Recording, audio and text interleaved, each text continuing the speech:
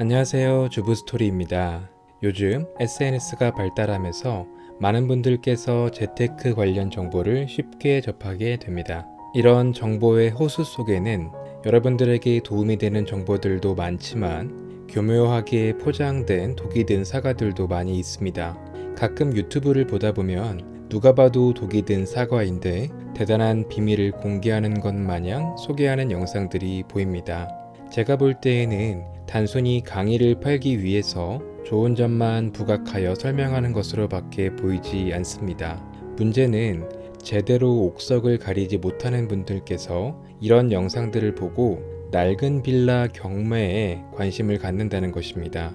여러분, 한 번의 잘못된 선택은 그 한 번으로 그치지 않고 평생의 투자에 영향을 미칠 수 있으니 정말 조심하셔야 합니다. 오늘은 낡은 빌라 경매를 절대 하지 말아야 하는 이유에 대해서 이야기를 해보도록 하겠습니다. 정말 중요한 이야기이기 때문에 재테크에 관심이 많은 사회초년생 분들이라면 꼭 집중해서 영상을 시청해 주시기 바랍니다. 20, 30대 사회초년생 분들이 부동산에 관심을 갖게 되면 반드시 접하게 되는 용어가 경매입니다. 그리고 대부분 종잣돈이 많지 않기 때문에 소액으로 접근 가능한 낡은 빌라 또는 반지하 빌라 경매에 많은 관심을 갖습니다. 이런 낡은 빌라는 월세 세팅을 할 경우 한 채당 15에서 20만원 정도의 현금 흐름이 생깁니다. 만약 5채를 보유하면 100만원 정도의 현금 흐름이 생기는 거죠. 물론 빌라 수를 계속 늘리는 것은 비규제 지역에서만 가능합니다. 여러분, 이렇게 한 채 한 채 늘려가는 방식으로 경제적 자유를 누릴 수 있을까요? 제가 오늘 확실하게 말씀드리겠습니다. 만약 여러분들께서 현금 흐름을 위해서 낡은 빌라를 낙찰받고자 한다면 이 빌라는 앞으로 평생 여러분들의 발목을 잡는 애물단지가 될 것입니다. 만약 그럼에도 불구하고 낡은 빌라를 꼭 낙찰받고 싶다면 지금부터 제가 하는 이야기를 잘 들어보시고 신중하게 선택하시길 바랍니다. 보통 낡은 빌라, 반지하 빌라로 현금 흐름을 만드시는 분들은 이렇게 이야기를 합니다.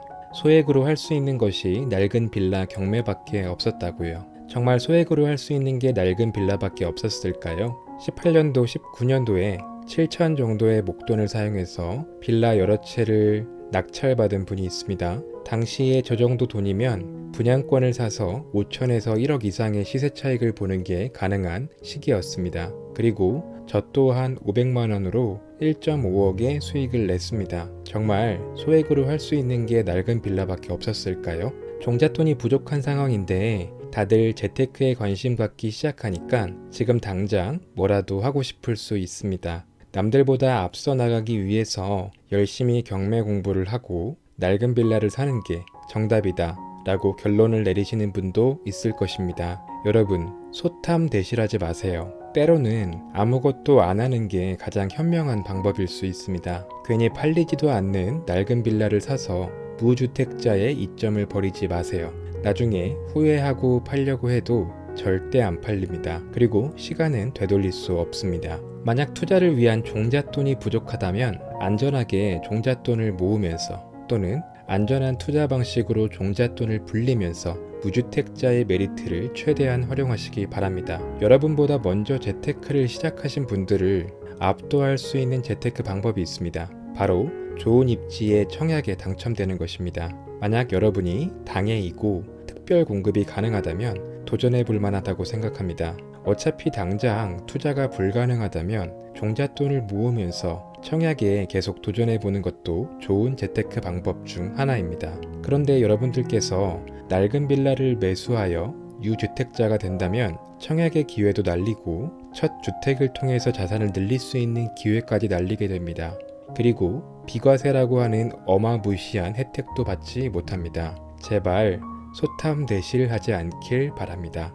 남들이 꺼려하기 때문에 블루오션이며 저소득층은 수요가 꾸준해서 공시를 찾아볼 수 없다 라고 합니다. 남들이 꺼려하는 데에는 다 이유가 있습니다. 그리고 비규제 지역이 비규제 지역인 이유도 있습니다. 그만큼 선호도가 떨어지고 수요가 적다는 것입니다. 세입자 수요는 있는데 매수자가 없다는 건 아무도 낡은 빌라를 사고 싶어 하지 않는다는 것입니다. 즉 여러분들께서 목돈이 필요하거나 세금 이슈 때문에 물건을 팔아야 하는 상황에서도 현금화 시키는 게 어렵다는 말입니다. 괜히 잘못된 곳에 발을 들여서 맘고생하지 않길 바랍니다. 현금화가 힘들다는 것은 상당한 리스크이며 낙찰받는 순간 여러분은 이러한 위험 자산과 계속 함께해야 합니다. 월세만 꾸준히 받다가 나중에 재개발 재건축을 노려서 시세 차익을 볼 수 있을 때쯤 판다고 이야기를 합니다. 재개발 같은 경우는 구역 지정 후에 조합 설립까지 10년 넘게 걸리는 곳도 많습니다.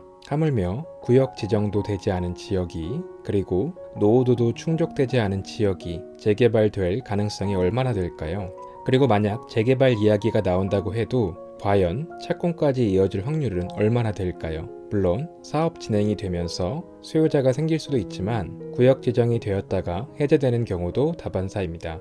그리고 소규모 재건축 같은 경우 한 명이라도 반대하면 매도 청구권 소송을 해야 되는데 여기서 정말 오랜 시간이 필요합니다. 즉, 소규모 재건축을 하려면 100% 동의를 얻어서 자율적으로 진행을 해야 되는데 혹여나 브로커가 개입하게 되면 맘고생하다가 실패하는 경우도 많습니다. 만약 재개발 재건축을 노릴 거면 처음부터 그에 맞는 물건을 투자하는 게 현명한 방법이라고 생각합니다. 요건에 충족하지도 않는 지역의 빌라를 매수해 놓고서 언젠가는 재개발 재건축을 하지 않을까 하고 무작정 기다리는 것은 현명한 투자라고 생각하지 않습니다.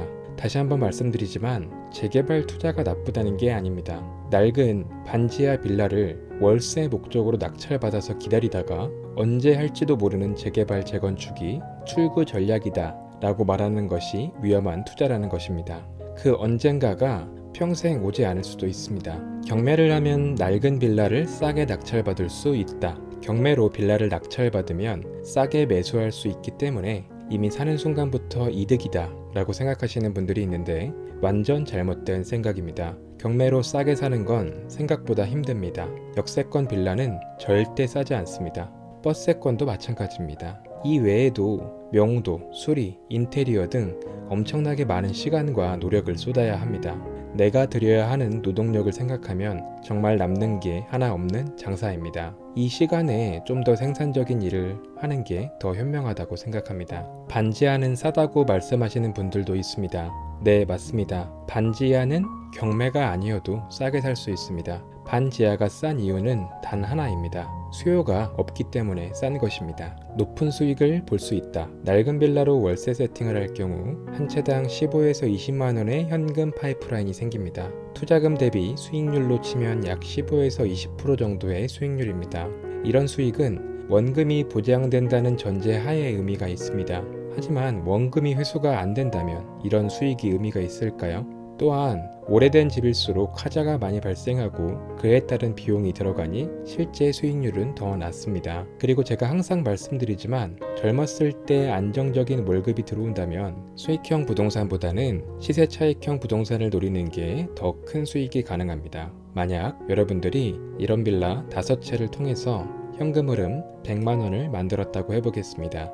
1년이면 1200만 원이고 10년 뒤에 1억 2천만 원을 손에 쥐게 됩니다. 그런데 같은 시기에 같은 돈으로 차익형 부동산에 투자했다면 더 짧은 기간에 높은 수익을 냈을 것입니다. 그리고 원할 때 언제든지 환급도 가능했기 때문에 환급받은 돈으로 다시 더 크게 자산을 불리는 것도 가능했을 것입니다. 결론을 말씀드리겠습니다. 낡은 빌라 경매 절대 하지 마세요. 청약 당첨의 기회, 차익형 부동산을 통해 자산을 증식시킬 수 있는 기회, 비과세 혜택을 받을 수 있는 기회들을 모두 날리게 됩니다. 그리고 만약 여러분들이 아직 젊고 노동소득이 있다면 수익형 부동산보다는 시세 차익형 부동산을 노리시기 바랍니다. 만약 종잣돈이 부족하다면 안전한 투자로 종잣돈을 모으면서 청약을 노리는 게 훨씬 유연하고 현명한 투자라고 생각합니다.